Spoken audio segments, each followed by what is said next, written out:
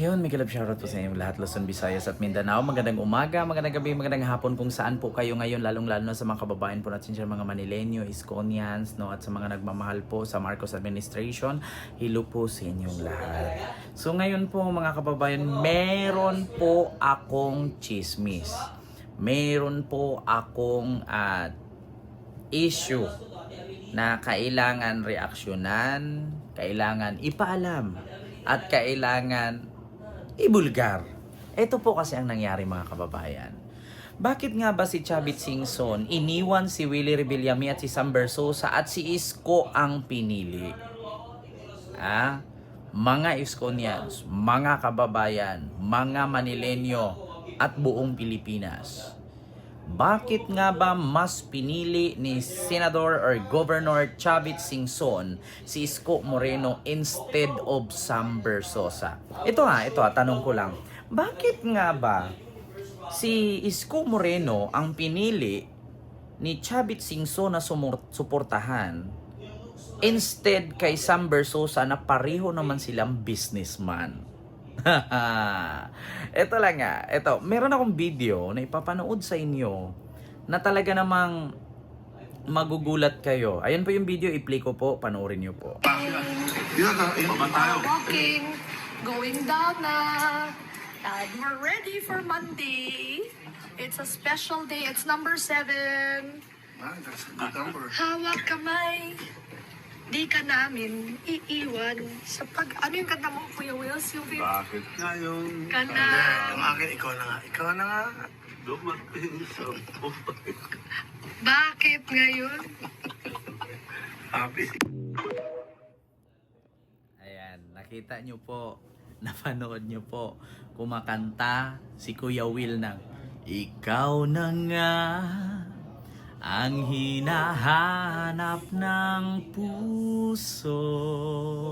Diba? At bakit ngayon ka lang? Bakit ngayon kung kailan ng aking puso mayroon ng Isko? Ayan, ito lang po reaction ko lang po mga kababayan. Bakit nga ba si Isko Moreno ang pinili ni Governor Chavit Singson na suportahan sa pagtakbong mayor ng Maynila na instead si Sam Bersosa at si Willie Rebillame ang kanyang pipiliin? Bakit si Isko nga ba ang pinili? Simple lang po mga kababayan.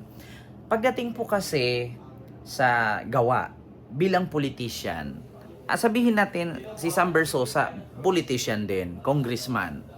Sa Tutok to Win party list, si Sam Bersosa po ang congressman yan.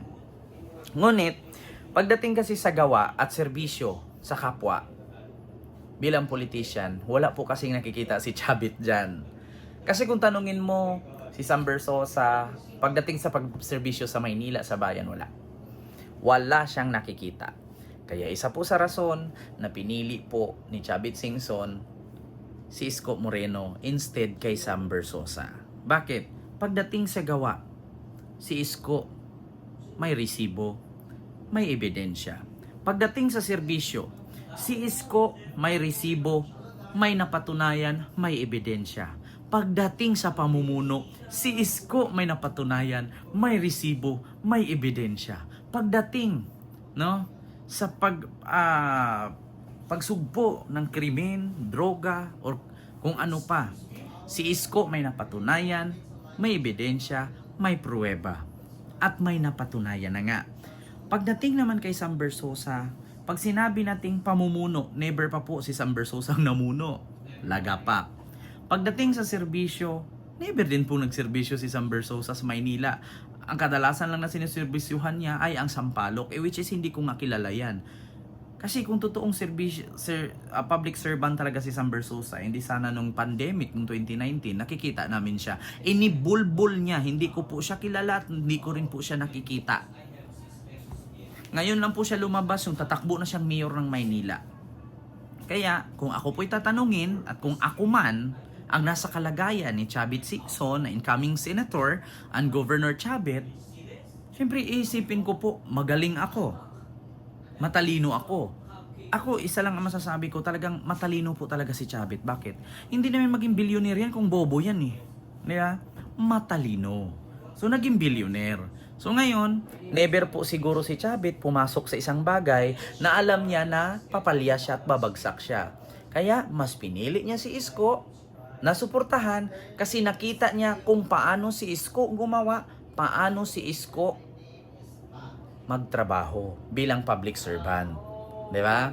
Hindi si Chavit Singson magdedesisyon kung hindi niya alam. Bakit? Billionaire na yung tao. Hindi yan magiging billionaire kung wala yang alam. At speaking of Chavit Singson, ito po pala yung plataforma na gagawin ni Chavit Singson. Pakinggan nyo po.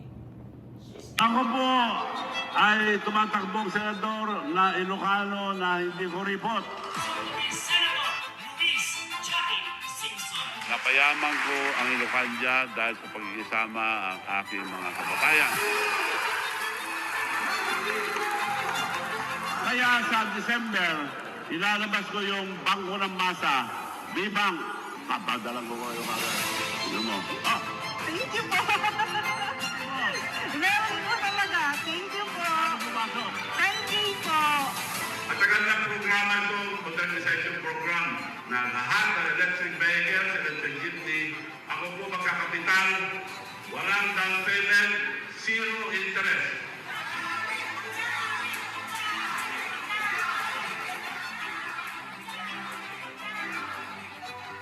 Sa aming lalawigan, naniniwala sila sa akin dahil sa lang salita ko. Kung anong sabihin ko, ginagawa ko.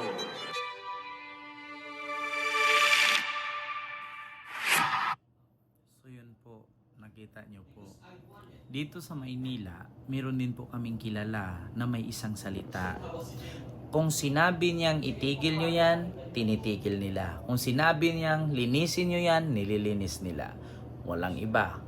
Kundi si Isko Dumagoso, aka Isko Moreno. Diba?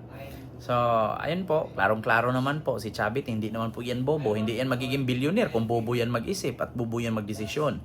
Kaya nga po siguro, mas pinili niya po si Isko Moreno na suportahan instead kay SB or kay Sam Bersosa kasi nakikita po ni Chavit Singson na magaling po si Isko pagdating sa politiko. Nakikita po ni Chavit Singson na magaling po si Isko mag-handle, mamuno, magpalakad at manilbihan bilang public servant. Kasi kung i-compare lang po talaga natin yung credential ni SB at ni Isko, wala po sa kalingkingan si SB. Hindi po kasi porket politician kang ipagmayabang mo yung marami kang sports car. Hindi po porket politician kang ipagmayabang mo yung marami kang nabigay na spam. Yung spam 2 araw, 3 araw tinatai mo nawawala. Pero yung pagigserbisyo mo sa bayan na magpatayo ka ng hospitals na mamatay na lang yung ninunuan, meron pang generation na susunod na gagamit sa hospital. Makapag-graduate na lang yung mga nanay at tatay mo. Susunod pa ang anak mag-aral sa mga paaralan na pinapatayo ni Isko Moreno. Di ba? Nandyan pa yung mga park na noong pasyalan, naging basurahan, nilinis, ngayon naging pasyalan muli.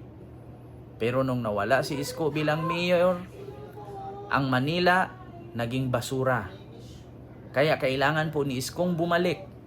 Kasi nakita niya po, basura na po ang Maynila. Kaya hindi po natin masisi kung si Governor Chavit Singson or incoming Senator Chavit Singson, mas si Isko Moreno ang kanyang nakita at piniling suportahan.